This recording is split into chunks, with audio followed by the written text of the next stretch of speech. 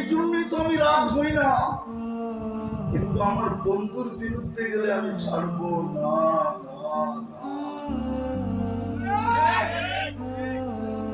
মুহাম্মদুর রাসূলুল্লাহ এই জন্য আসছেন, নাইলে ওনার জমিনে আসার কথা না। চুক্তি বলে না, তর্ক বলে না।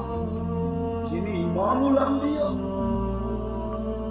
সৃষ্টির সর্দার, যার অস্তিত্ব না হইলে রহমত শব্দটাই ওই অস্তিত্ব হইতো কিনা আমি জানি না, কিন্তু কোরআনের একটা আয়াতের দিকে তাকাইলে দেখা যায় ওমা আরসালনাকা ইল্লা রাহমাতাল লিল আলামিন।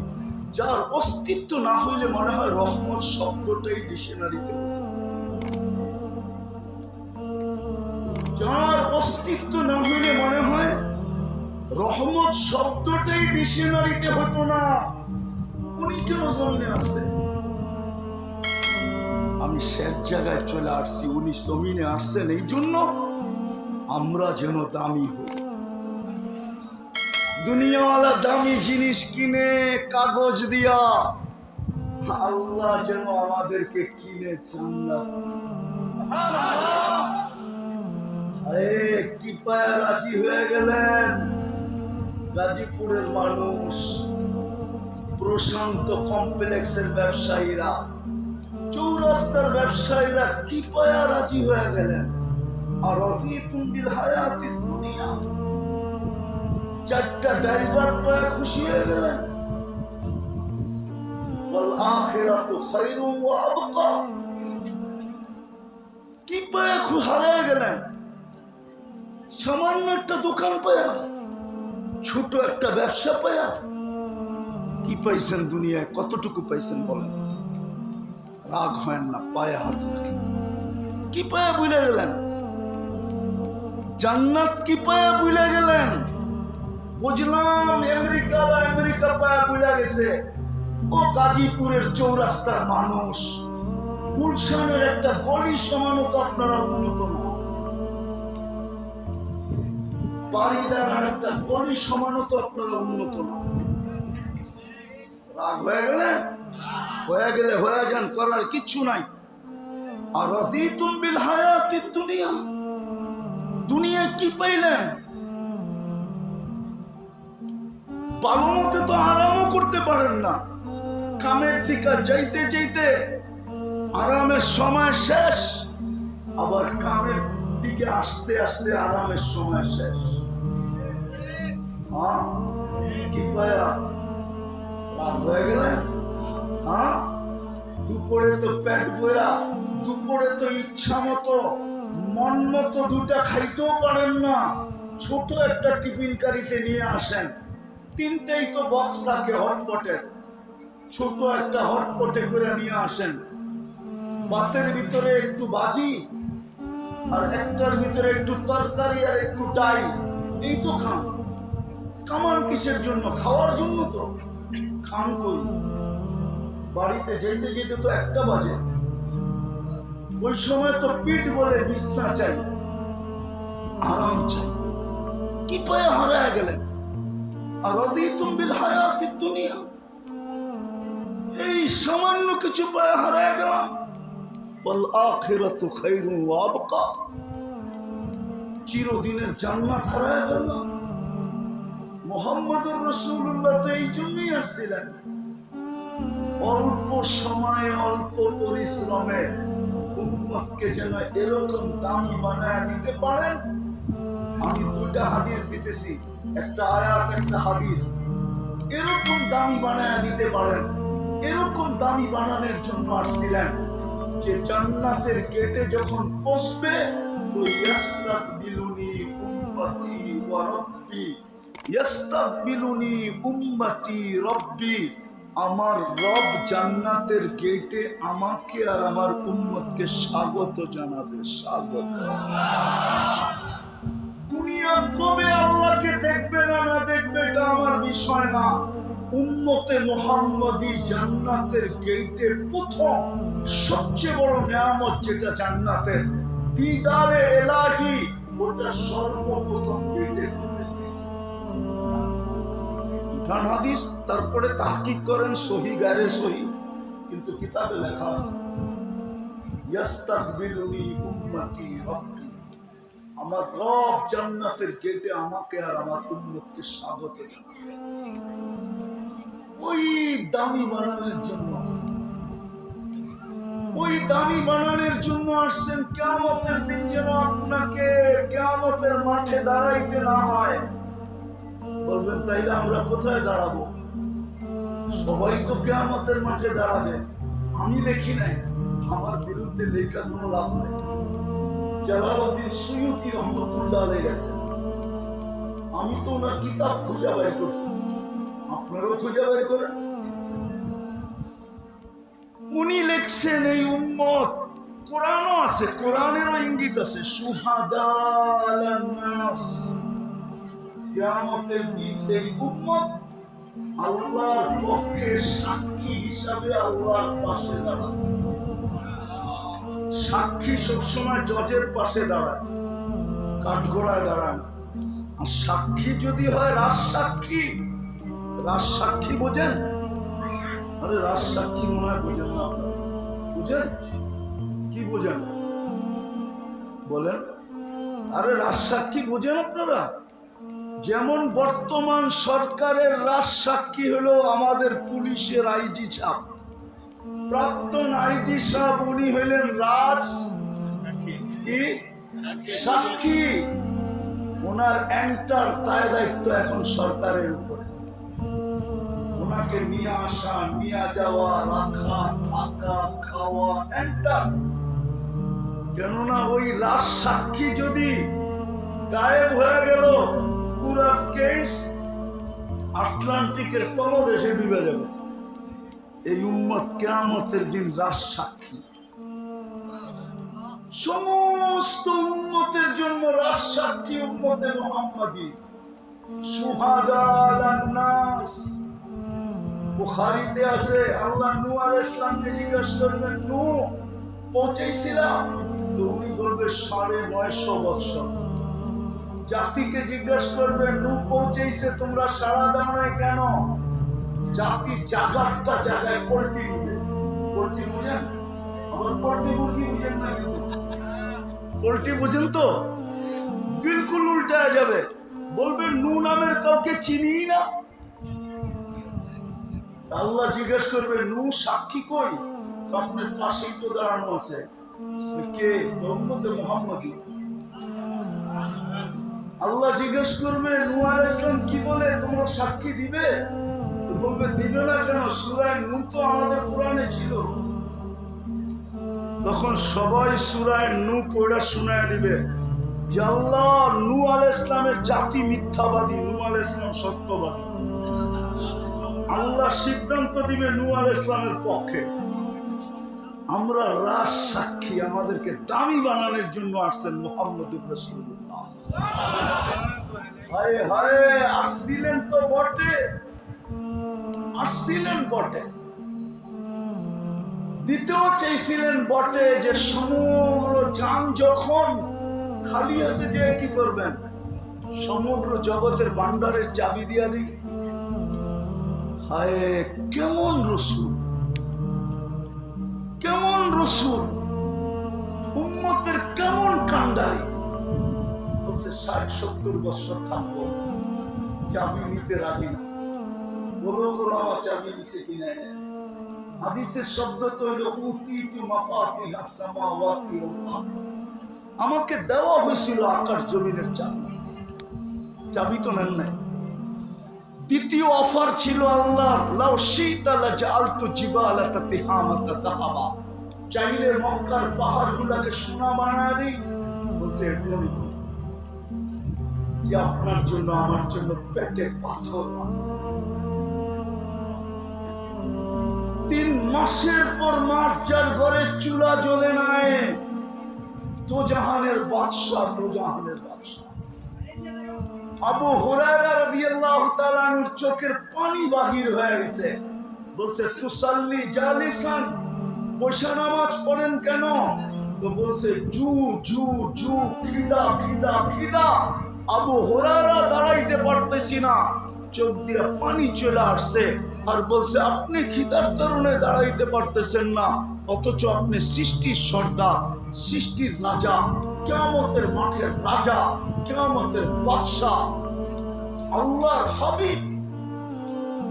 তো বলছে আবু হুরায়রা কাদিস না, ইন্না শিদ্দাতাল হিসাব লা ইউসিবুল জারি ইয়াউমাল কিয়ামা, কিয়ামতের কঠোরতা আমাদের পর্যন্ত আসবে। যে আপনার জন্য পেটে পাথর, আপনি মুহাম্মদুর রাসূলুল্লাহ ছিলেন, যার পরে মাসের পরে মাস চুলা জ্বলে নাই, যে দুনিয়ার থেকে যাইতেছে ক্ষুধার্ত, কয়েক বেলার ক্ষুধার্ত, শুধু ক্ষুধার্ত না, 9 ফ্যামিলির ঘরে আর খাওয়া তো দূরের কথা, বাতি জ্বালানোর তেল পর্যন্ত ছিল না। আম্মা জান আয়েশা রাদিয়াল্লাহু তাআলা আনহা বলতেছেন, যদি তেল থাকতো তাহলে খিদা নিবারণের জন্য পান করে নিতাম, এতটুকু ক্ষুধার্ত ছিল। আল্লাহ রসুলের লাশ পাহারা দেওয়ার জন্য, জাসাদে আথার পাহারা দেওয়ার জন্য প্রতিবেশীর ঘরের থেকে তেল ধার করে আনছেন। প্রতিবেশীর ঘরের ওই রসুল কেন এই কষ্ট সহ্য করলেন? 23 বছর কেন চোখের পানি জড়াইলেন?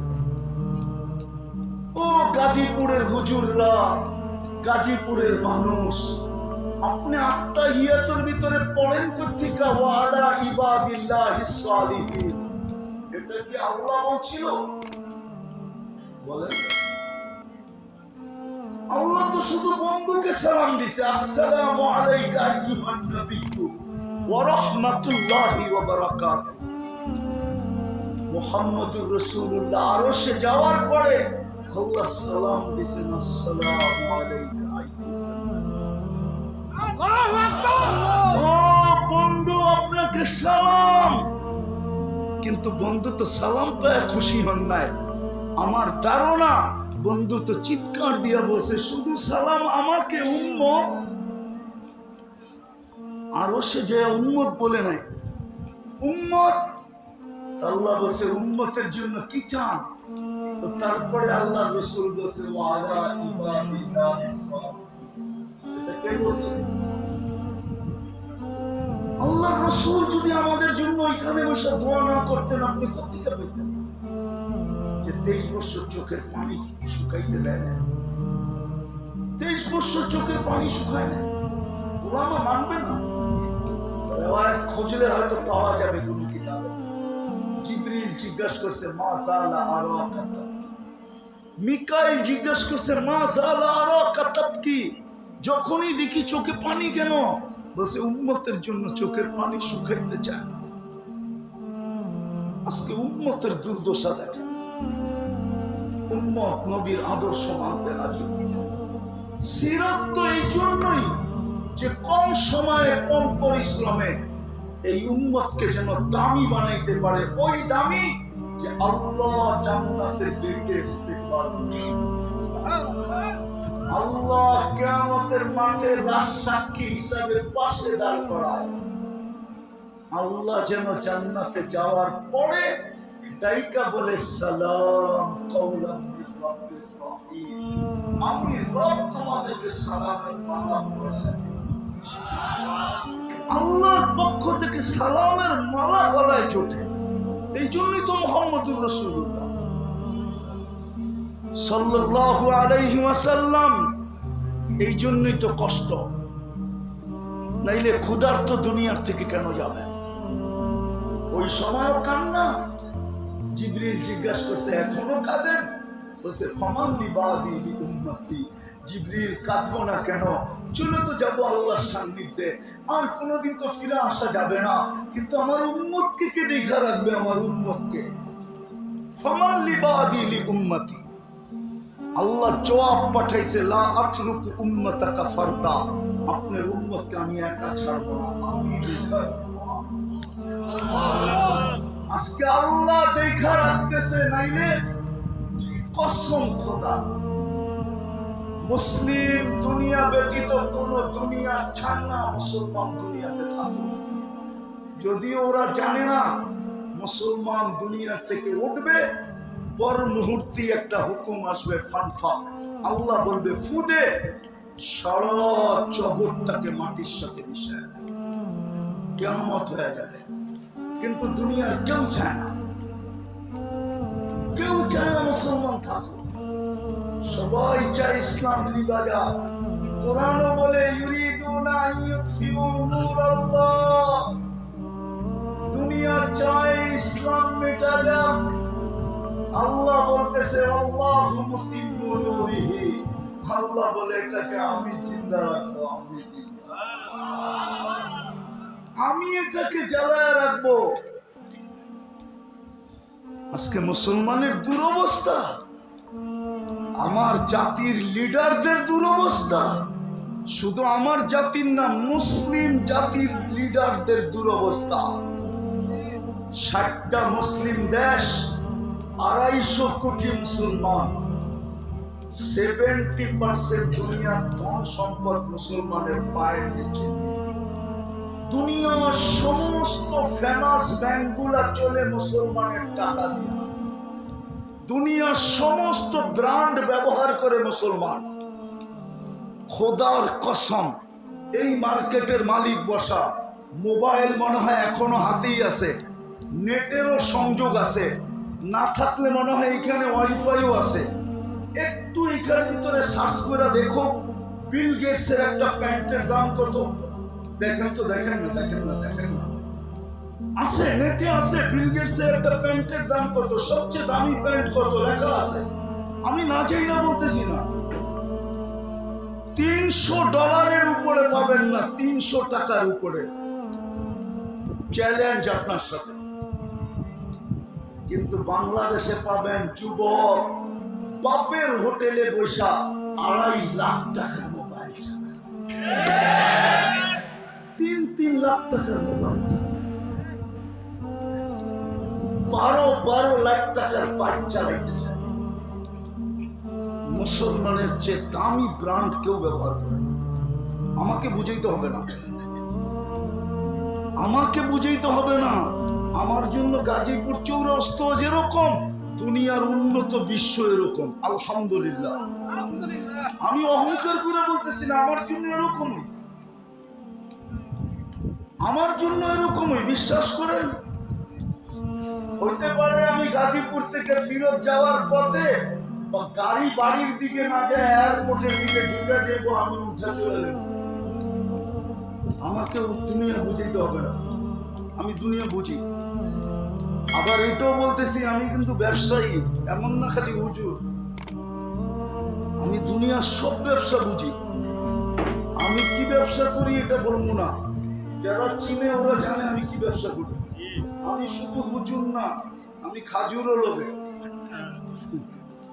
আমি দুনিয়া বুঝি, আমাকে বুঝাইতে হবে না। তারপরও মুসলমানের এই দুরবস্থা কেন?